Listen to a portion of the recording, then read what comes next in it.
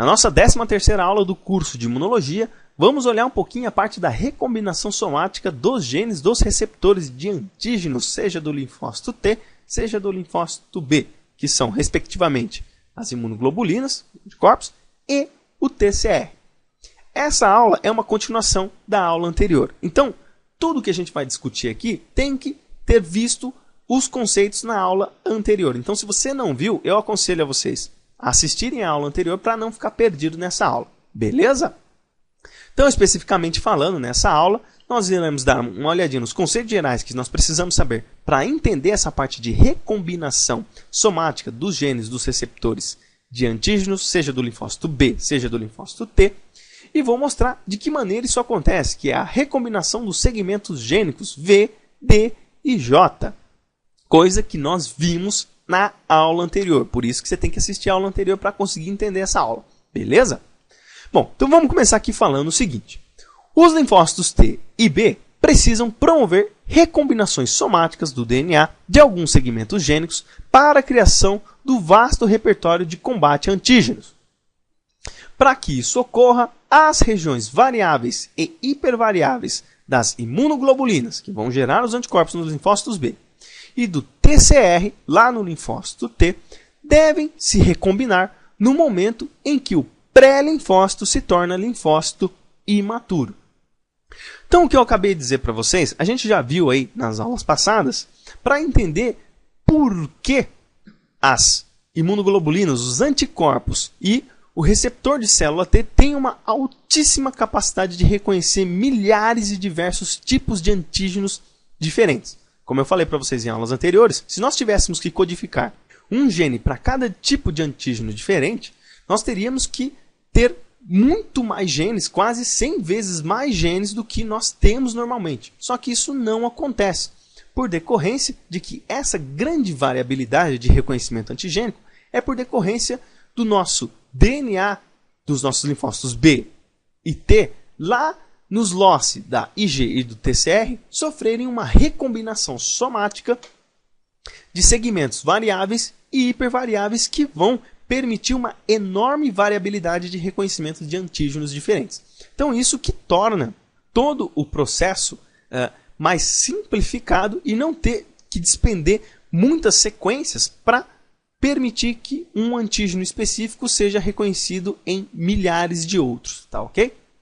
E para a gente entender essa parte de recombinação, né, a gente tem que entender o que nós chamamos de recombinação do tipo VDJ. Eu vou explicar para vocês já por que o D está entre parênteses. Mas, para a gente entender o processo de recombinação VDJ, nós temos que entender que existem 3 fatores importantes para que essa recombinação ocorra. O primeiro fator são 2 sequências específicas que estão presentes nos locis da imunoglobulina e do TCR, no linfócito B e linfócito T, respectivamente. Então, são 2 sequências que devem estar presentes. Se elas não estiverem presentes, a recombinação não vai acontecer. Mas só a presença delas não é o suficiente. Elas precisam estar numa orientação adequada, ou seja, elas têm que estar num perfil de orientação na fita de DNA para que a recombinação homóloga ocorra. Então essas 2 sequências, elas podem estar aí aleatoriamente em outros genes. Mas se elas não estiverem numa orientação específica, também a recombinação não vai acontecer. Mas só a orientação e essas 2 sequências não é o suficiente para ocorrer a recombinação. E aí nós temos que ver também a distância entre as sequências. E essa é uma distância exata. E esses 3 fatores, eles apenas se encontram presentes nos locis das regiões variáveis e hipervariáveis das imunoglobulinas e do TCR, e em mais nenhum outro gene codificado pelas nossas células.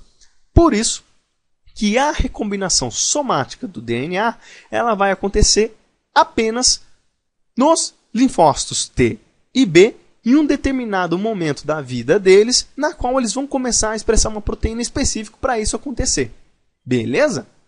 Então, a gente viu que esses 3 fatores são importantes. Vamos dar uma olhadinha numa condição mais visual para a gente entender. Então, vamos dar uma olhadinha aqui na cadeia leve kappa das imunoglobulinas. O que acontece com o loci das imunoglobulinas também acontece com o loci do TCR. Então, é a mesma coisa para os dois. Então eu vou explicar aqui só da parte do loss das imunoglobulinas, porque a gente pode extrapolar isso para o TCR. Então vamos dar uma olhadinha na cadeia leve kappa, para a gente entender o que são essas sequências específicas, orientações e distâncias específicas. Então veja, nós temos aí então uma sequência de DNA, né, na região 5', 3'. Nós temos o segmento variável aqui próximo à região 5', e um segmento de junção mais para a região 3'. Tá? A sequência ela não termina aqui, ela continua. Mas eu abreviei aqui para ficar fácil para a gente ver. E veja que nós temos dois tipos de sequências, tanto desse lado como deste lado. Esta sequência aqui nós chamamos de sequência de heptâmero, ou seja, são 7 bases específicas. E aqui nós temos uma sequência de nonâmero, que são 9 bases específicas. E nota o seguinte, este nonâmero ele se repete mais à frente na sequência, tá? Só que ele está invertido em relação a esse. Olha aqui, ó, TG, T, T, T, T, T, GG. Se a gente for ver aqui, ó, ele está invertido, ó, TG, T, T, T, T, T, GG. É a mesma coisa, só que invertido. A mesma coisa acontece para esse heptâmero. Então veja, este heptâmero e este nonâmero são chamados de sequências de sinalização para promover a recombinação somática do DNA. Só que, como eu falei, só a sequência e a orientação delas não é específica. Tem que haver uma distância aqui entre um heptâmero e um nonâmero específico, tanto deste lado como deste lado. Nós temos que ter uma distância de 12 pares de bases de um lado e 23 pares de bases do outro. Não importa se o 23 está aqui ou aqui. O que importa é que nós temos que ter de um lado 12 e do outro lado 23. Se, por exemplo, nós tivermos 12 aqui e 12 aqui, a recombinação não acontece. Se nós tivermos 23 aqui e 23 aqui, a recombinação também não acontece. Então é uma coisa extremamente específica, certo? Então, como eu falei, esta vai ser a região que vai se promover a recombinação somática do DNA. E quem vai fazer essa recombinação vão ser enzimas chamadas de recombinases. Nós temos duas, que é a RAG1 e a RAG2.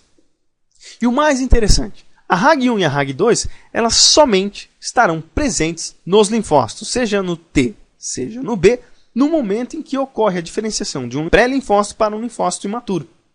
Depois disso, quando o linfócito fica maduro, elas saem de cena. Elas apenas estão aqui para reconhecer essas sequências e recombinar o DNA dessas células. E aí, os mecanismos de recombinação eles são extremamente estocásticos, coisa que a gente vai ver na próxima aula falando de repertório e diversidade dos reconhecimentos de antígeno. Mas enfim, este é o processo que ocorre. A gente deu uma olhadinha aqui na cadeia leve kappa. A gente pode ver também na cadeia leve lambda. Só uma correção em relação à aula passada, eu tinha chamado essa cadeia lambda de cadeia delta. Mas na verdade não é delta, é lambda. Eu até coloquei uma correção lá na aula passada, vocês deem uma olhadinha lá. Mas enfim, na cadeia leve lambda, nós temos praticamente a mesma coisa. Né? Então nós temos a sequência de variabilidade, é uma sequência variável aqui junto com um heptâmero. E aqui uma sequência de junção junto com um heptâmero também. Elas estão em orientações específicas e a distância entre as sequências de sinais também é de 23 e 12. Tá?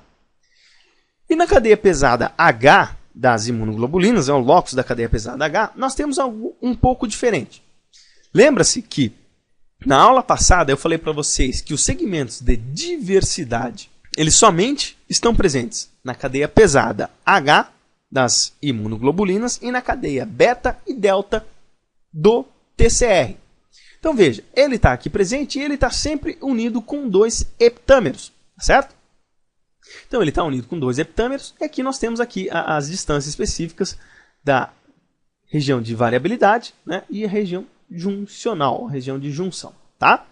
Esse é um ponto importante que a gente vai ver ao término da aula, de como é que vai ocorrer a recombinação nesta cadeia pesada aqui. E o que for acontecer na cadeia pesada serve também para explicar o que acontece nas cadeias beta e delta do TCR. Beleza? Bom, então vamos entender o mecanismo de como vai ocorrer a recombinação do tipo VJ. Eu não expliquei para vocês, mas eu falei que o D, pelo fato dele estar em parênteses, significa que a recombinação do tipo VDJ somente vai acontecer, como eu falei, na cadeia pesada das imunoglobulinas, do anticorpo, e nas cadeias beta e delta do TCR. Então a recombinação VJ acontece em todos os locos das imunoglobulinas e do TCR, e o VDJ acontece somente na cadeia pesada H das imunoglobulinas e nas cadeias beta e delta do TCR. E esse mecanismo de recombinação do tipo VJ ele acontece de duas formas, que é um mecanismo de eliminação e um mecanismo de inversão. O mecanismo de eliminação ele vai acontecer em sequências sinais que estão em orientações opostas, coisa que a gente viu aí nos slides anteriores. Lembra-se que os triângulos do lado esquerdo e do lado direito eles estavam batendo de frente um com o outro? Então, eles estão em orientações opostas. E quando eles estão em orientações opostas, ocorre a recombinação por eliminação. E quando essas sequências estão nas mesmas orientações, não está mostrado, mas eu vou mostrar para você já já, todos estão no mesmo sentido, todos os triângulos estão apontando ou para a direita ou para a esquerda, vai acontecer um mecanismo de recombinação do tipo VJ por inversão. Vamos dar uma olhadinha especificamente em cada um deles, então. Então, nós temos aqui o mecanismo de eliminação, a sequência clássica que eu mostrei para vocês, as sequências de sinalização, o heptâmero e o nonâmero, aqui um oposto em relação ao outro, mais à frente na sequência, a distância específica, 12 pares de base e 23 pares de base, eles vão ser unidos aí pela recombinase RAG1 e RAG2. Eles vão ser unidos e aí essas enzimas elas vão cortar essas duas sequências. Este heptâmero vai se ligar com esse heptâmero, elas vão sair dessa sequência e vai se unir o segmento de junção com o segmento de variabilidade, ou segmento variável, formando aqui uma recombinação do tipo VJ, tá certo? E a recombinação de inversão, que é aquela que eu falei para vocês, elas estão todas no mesmo sentido. E veja o seguinte, todas as vezes que nós observamos essa sequência, a região de variabilidade, ou a região de variação, elas estavam unidas com o heptâmero. Nessa ocasião, ela está unida com o nonâmero. E eles estão na mesma orientação. Então, o que vai acontecer? Essa região ela vai formar uma alça ao contrário em relação a essa aqui. Este 7 vai unir com este 7 e vai ocorrer a exclusão dessa sequência e unindo os segmentos V e J. Eu não mostrei para vocês de que maneira as alças são formadas, né? Ela torce aqui na fita para ficar este heptâmero próximo desse heptâmero, porque não tem necessidade. É apenas para a gente entender que o mecanismo de inversão ocorre quando as sequências de sinalização para promover a recombinação somática do DNA estão na mesma orientação. Aí pode ser daqui para cá, né? Elas podem estar orientadas para a esquerda ou para a direita, não importa. E para encerrar nessa aula, né, na cadeia pesada H das imunoglobulinas, a recombinação ocorre primeiro com os segmentos D e J, e em seguida com V e DJ.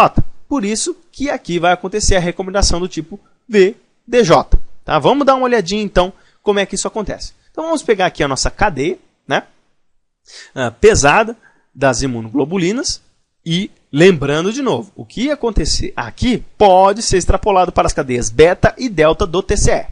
Então veja, o segmento variável ele não consegue se unir com o segmento de junção. Por quê? Porque eles estão separados aqui pelo segmento da diversidade. E nós temos aqui uma região 7,9 e uma região 9,7, só que aqui é 23 e aqui é 23. Então eles não vão conseguir se unir. Então primeiro vai ter que ocorrer a união entre o segmento de diversidade com o segmento juncional. Então nós vamos ocorrer a recombinação somática desta região, porque aqui nós temos uma região 12 e 23, ela vai cair fora. E o segmento da diversidade se liga com o segmento de junção. E aí, nós temos essas duas sequências aqui já eliminadas, nós podemos promover a recombinação somática do segmento de variabilidade com o segmento de diversidade. Aí eles vão sair de cena e vai se promover a recombinação do tipo VDJ. Aqui eu só mostrei para vocês o mecanismo genérico, mas a gente vai ver aí na próxima aula que, por decorrência deste processo de recombinação, nós podemos gerar um repertório gigantesco, mas gigantesco mesmo, de sequências variáveis e hipervariáveis para o reconhecimento de antígenos, seja pelas imunoglobulinas, seja pelo TCR. Beleza? Bom, Bom, essa foi a referência que eu utilizei para essa aula. Todas as aulas são utilizadas aí o Abas até o momento, tá? Espero que vocês tenham gostado. Se vocês gostaram dessa aula, peço que deem joinha, me ajudem a compartilhar o vídeo. Quanto mais vocês fizerem isso, mais o YouTube me enxerga, mais pessoas são beneficiadas aqui com a Escola de Ciências da Vida. E se vocês quiserem participar, se inscrevam aqui no canal do YouTube e participem lá da página e do grupo da Escola de Ciências da Vida. Tem o meu Facebook particular, se vocês quiserem me adicionar também pode. Todas as informações estão no descritivo desse vídeo. Beleza? Então é isso aí, pessoal. Forte abraço a todos, fiquem com Deus e até a próxima aula.